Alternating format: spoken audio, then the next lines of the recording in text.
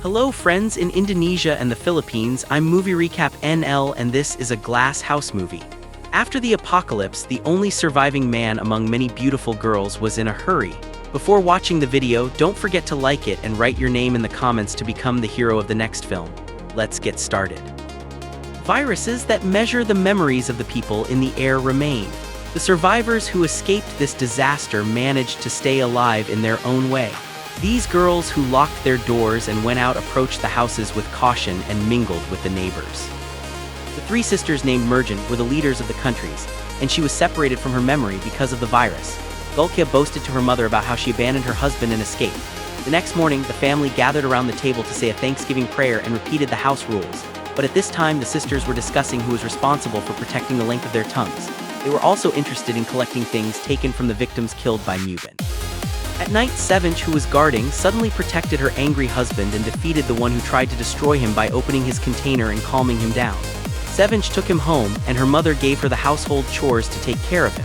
But Sevinch begged this time to save her husband, and her mother agreed. At night, the jealous wife tied her son's legs to make him sleep.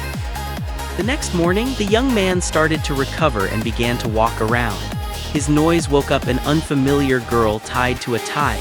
However, he soon fainted again. The girls cleaned up his tea party because the kind Mubin washed his father's trunk. After Muraz, Sevinch, who was left alone stubbornly, tried to take his stick, but he suddenly opened his eyes and asked for water. Then he stubbornly asked his name, but he could not remember it. He mentioned the names of some people outside the virus and some who were lost, but Sevinch saved him and encouraged him to survive. The woman thought that if he wanted to stay here, he must work.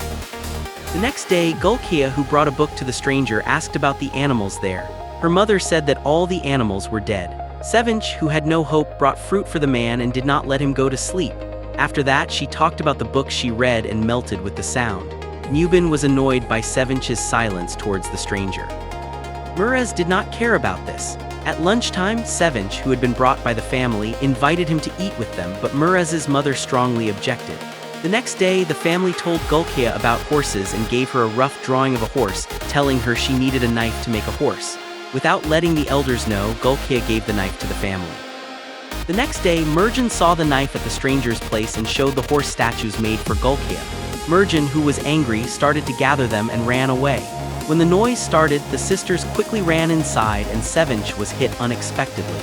The stranger, who asked Gulkia to free her, quickly subdued the furious Merjan.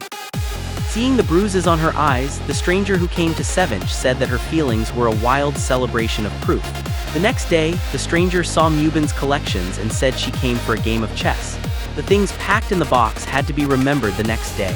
The stranger wanted to play this game and asked about the importance of these rituals for the family. Muraz refused this, saying they did not care about their family. After Muraz left, Gulkia and Mubin vowed to protect themselves from them, to play the game again with Muraz and Sevinch, and to always come out of the box for the club. Sevinch was the spirit of the club. At night, the stranger who came to Mubin indicated his intention to help with protection.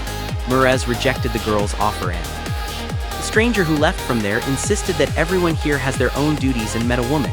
Before sleeping, the stranger told Gulkia a folk tale about a good king. The royal men did not believe in work and did not want to be exemplified by a model person in his place. The king, who was joyful, jumped in to remind him of his identity. The next day, the stranger invited Sevinch to the club. He was. Muraz did not care. During the guard time, the stranger gave his hands freedom, and even this girl had no fear.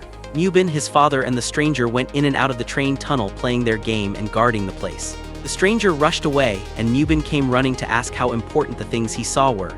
Mubin said the compliments made to his father did not affect him. He said that compared to all these answers, he would come to adapt to the current personalities, and Muraz said this was a matter of time. Sevinch said she was willing to participate in the stranger's rituals together, but Mubin said she opposed this because of her jealousy. Muraz said that the stranger emphasized his returning ancestors and his family. Mubin accused him of lying, but Sevinch accused him of being jealous of others' attention. Her mother said that this was to protect the family and warned her about jealousy. Sevinch told about Merjan's situation caused by Mubin. She kept an eye on Merjan and her ancestors' work. Merjan, who went out to the virus field, was caught by the virus. Worried, Mubin left the house. The next day, while washing clothes, Mubin noticed his mother's internal blood shortage and thought she might be pregnant. The guests came until the evening. The girls thought about it. Her mother told Sevinch she was pregnant and advised her to take care of the situation. Murez thought some girls had to leave the house because of their virginity. Worried about this, Merjan started to cry and went out.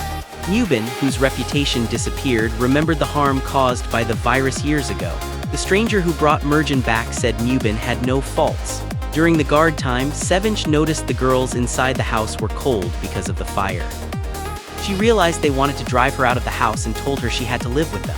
The next day, during repair work, Merjan noticed the stranger's eyes were on Mubin. Merjan encouraged their love, and the smiling stranger replied that they could never be together. Angry, Merjan threw a wooden stool at him and accidentally broke a mirror. The girls who came to help quickly gathered. Later, the stranger told the woman that Merjan needed to leave. But the woman advised Merjan to stay because he was angry. The woman who sent Merjan to sleep also met the stranger on her return. The stranger suddenly strangled the woman to death, but before dying, promised to take care of the family. When she died, she left her body to Merjan. The brave one who woke up protected his mother. The stranger accused him of murder, and he shouted back at the stranger. While the girls were collecting things they saw from the cold, Sevinch thought her brother had killed their mother because he had a bad cough. While the girls were washing their mother, the stranger who tied Merjan's tie said it was a good act.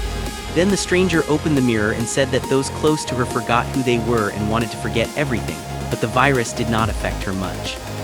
After preparing their burial, Mubin took his sister's body away. At that time, Sevinch, whose voice trembled, found the batteries left behind and remembered one of the guards. In the dark, she saw the stranger and sent a conditional signal with a flashlight, but no answer came, so the stranger warned the stranger. But when checking the body, she thought the batteries left behind caused the failure of the signal and that the ancestors who had returned had killed her. Shocked by what she did, the girl hoped the virus would erase this memory and went to sleep. When Sevinch came home, she asked why she was living like this and comforted Mubin. After that, they had to forget everything together, but Mubin did not want this. Sevinch. They looked at each other gently, protected their joy, and went outside. When Gulkia became angry because of Merjan, she came to her and took the virus-damaged Sevinch with her, believing nothing would happen to her.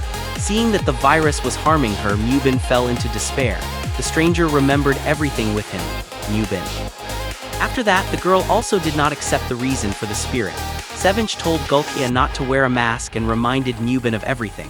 When they buried them, they shared their roles. The stranger and Mubin were the king and queen. Sevinch was Mubin's sister, Gulkia's daughter, and Merjan was the ruler of everything. They lived together as a new family and parted. When Sevinch was pregnant, the stranger decided not to wear a mask, hoping for protection against the virus. During the next guard time, the stranger protected a man angry at the enemy and killed him instead of the mother, killed Merjan, and the film ended. After watching this film, I also wanted to take a breath from this virus threat. Anyway, I would forget this film. Friends, thank you for watching. If you liked the video, don't forget to press like and subscribe to the channel. See you in the next scenes. Goodbye.